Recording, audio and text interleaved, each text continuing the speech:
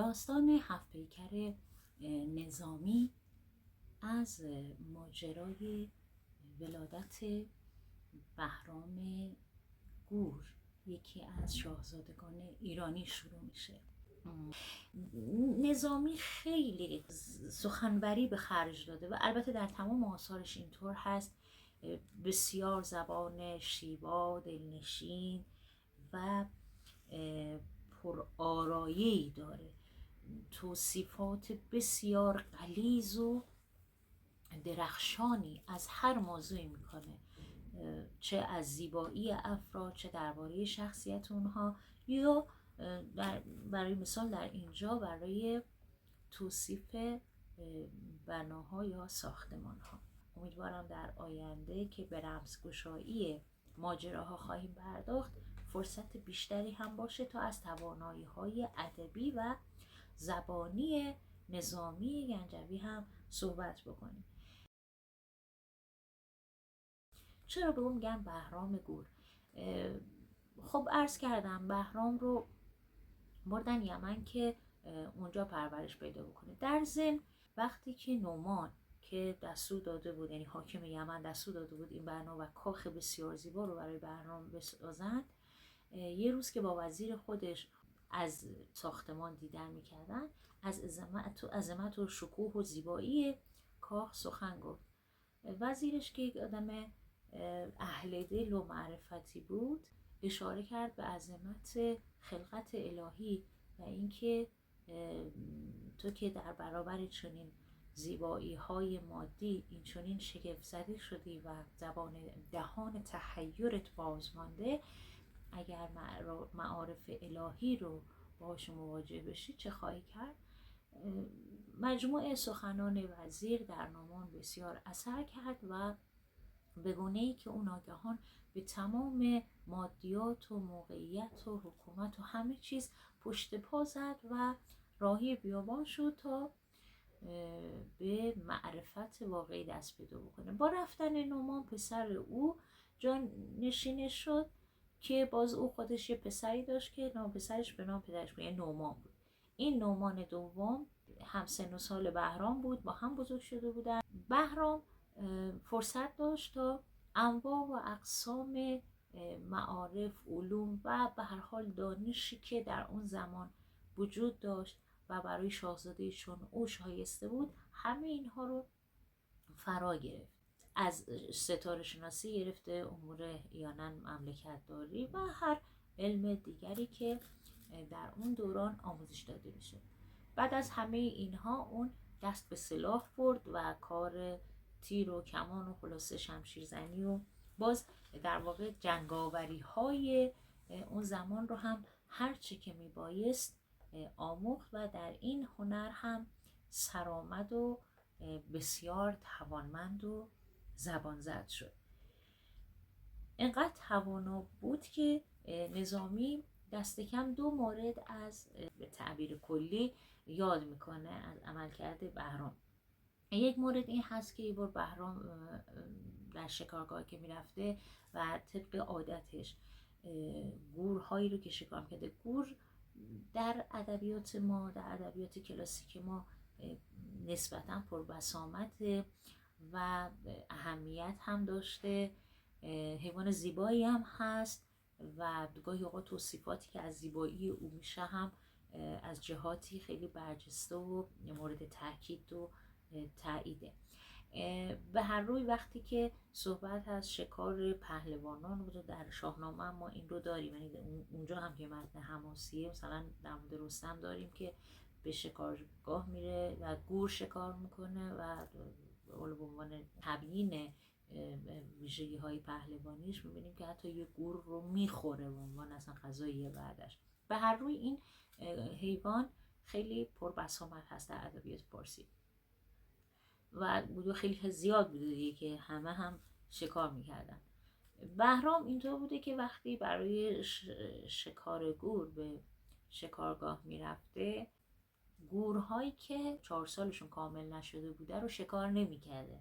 احیانا اگه اونا رو میگرفته و متوجه میشده که اینها هنوز کوچک هستند و 4 سالشون کامل نشده، بر اونها فقط داغ میزده. این اصطلاح داغ زدن در واقع همون نشانه گذاری کردنه. نشانی رو بر ران یا پشت حیوان تعبیه میکردن و بهرام هم همین کار میکرده که نشان خود او بوده، یعنی داغدار بوده و نشان دهنده که این گور در واقع قبلا به دست بهرام یه بار گرفته شده و آزاد شده که در توصیفاتش نظامی، حالا اگر بیت رو من دم دست بتونم پیدا بکنم: گور اگر 100 گرفت پشتا پشت، کمتر از 4 ساله هیچ نکشت. چونان گور کرده بود حرام، که نبودش 4 سال تمام. نام خود داغ کرد بر رانش، داد سرهنگی بیابانش. هر که زان گور داغدار یکی، زنده بگرفتی از 1000 یکی. چون که داغ ملک بر او دیدی، گرد آزار او نگردیدی. بوسه بر داغگاه او دادی، بنده ای را ز بند بگشادی.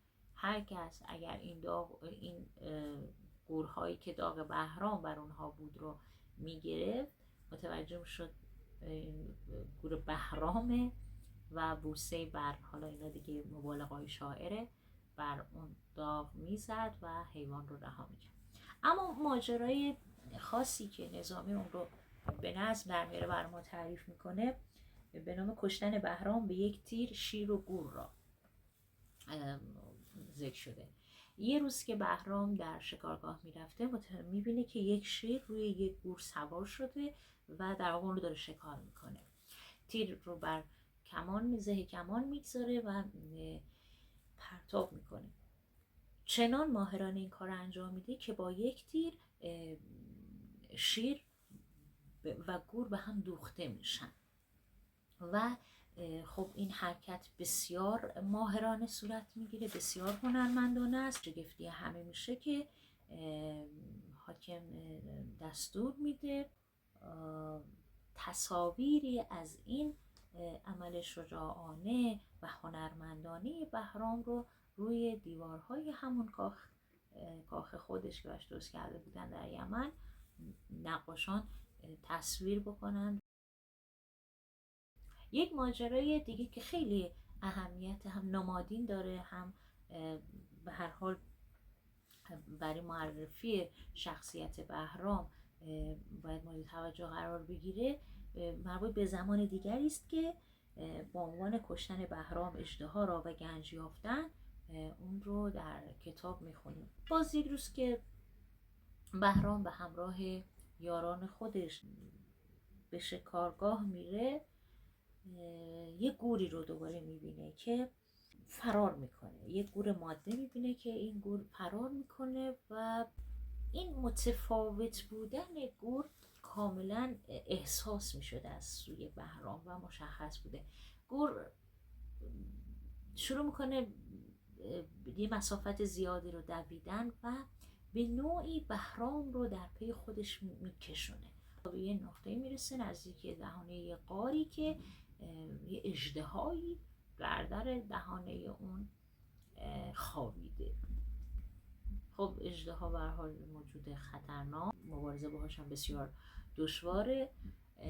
باز دوباره اینجا هم بهرام طی مبارزه خیلی تحسین برانگیز و شجاعانه به مبارزه با اژدها میپردازه و موفق میشه اون رو از پای در بیاره. شکم او رو که میشکافن، فرزند مرده گور در شکم اژدها پیدا میشه. اما نقش گور، همون یعنی ماده گور، هنوز تمام نشده. بهرام باز هم متوجه اون میشه و به دنبالش باز دوباره حرکت میکنه، ولی این بار گور به داخل غار میره و تا نقطه بهرام رو به دنبال خودش میکشونه که بهرام به اون نقطه که میرسه با یک گنج بسیار شگفت انگیز و زیادی مواجه میشه و میفهمه که اصلا مأموریت اصلی این گور این بوده که او رو به این گنج ها برسونه. خب به این گنج هم دست پیدا میکنه و باز حاکم دستور میده که این دلاوری و این مبارزه دیدنی و حیرت برانگیز هم باز به دست نقاشان بر روی دیوارهای کاخ، هم کاخ خبرنق یا نه این رو ترسیم بکنن. و آخرین نکته که برای امروز در نظر گرفتم که بعد حالا باز در ویدیوی بعدی ماجراهای جذابتری رو باهاتون در میون خواهم گذاشت، اینه که بهرام در اتاقهای کاخ بزرگی بوده و خیلی هم همونطور که عرض کردم خاص و ویژه و میگم خیلی توصیفات خاصی از اون نظامی به دست ما میده. با یک اتاقی مواجه میشه که درش قفل بسته است به روی بهرام و دستور میده که این در رو باز میکنند و میخواد داخلش رو ببینه. وقتی که وارد میشه تصاویر خیلی عجیبی میبینه که این باز اهمیت نمادینی داره. در واقع پیشگویی درباره خود بهرام روی دیوار نقاشی شده. بهرام خودش رو میبینه در بین 7 بانوی زیبا که خودش همچون نگین نیست، اونها او رو در بر گرفتن در واقع. و که بعد همونطور که من در عناوین این ویدیوها خدمتتون اعلام کردم، بهرام پادشاهی است که بعد با 7 دختر از 7 پادشاه 7 ملک یا کشور ازدواج میکنه که هر کدوم اونها در یک گنبد در یک کاخ سکونت خواهند داشت و بعد هر کدوم اونها یه ماجرایی رو با بهرام در میون میذارن که 7 پیکر در اصل اون ماجراهای بسیار شنیدنی است. و باز یک نکته جالب که امیدوارم پایان بخش و حسن ختام این عرایزم باشه مربوط به همون گور هست. اگر ویدیوهای قبلی رو که من در این صفحه با شما به اشتراک گذاشتم دیده باشید، در یکی از نکات شاهنامه در واقع تهمینه من به نقش پریها اشاره کردم که عرض کردم اونجا از زمان زرتشت به بعد پریان به عنوان موجودات اهریمنی ازشون یاد میشه که قبل از زرتشت اینطور نبوده و حتی ما نقش‌های بسیار خوب و مثبتی از اونها هم در برخی متون سراغ داریم. و من اونجا گفتم یکی از ویژگی‌های این پریان میتونن خودشون رو به هر شکلی در بیارن، پیر، جوان، حیوان. گفته میشه این گور که به این شکل هدفمند و طور خاص بهرام رو در پی خودش میکشونه تا اون رو اول با مبارزه با اژدها بکشونه و بعد داخل غار هدایتش بکنه، در واقع یک پری هست که اینجا با کارکرد مثبت داریم اون رو میبینیم. یعنی معلوم میشه که ریشه های این داستان به پیش از زرتشت برمیگرده که البته الان دیگه فرصتی برای پرداختن نیست، بسیار مفصل این موضوع که ریشه این اندیشه و نگره چی هست در اندیشه های ایرانی و اسطوره‌ای ما و حتی خود این حضور نمادین اژدها. بر روی اینجا فقط خواستم اشاره بکنم که این گور در واقع یک پری هست که قهرمان ماجرا رو داره به سمت هدفی که برای او در نظر گرفته شده در سرنوشت او هست هدایت بکنه.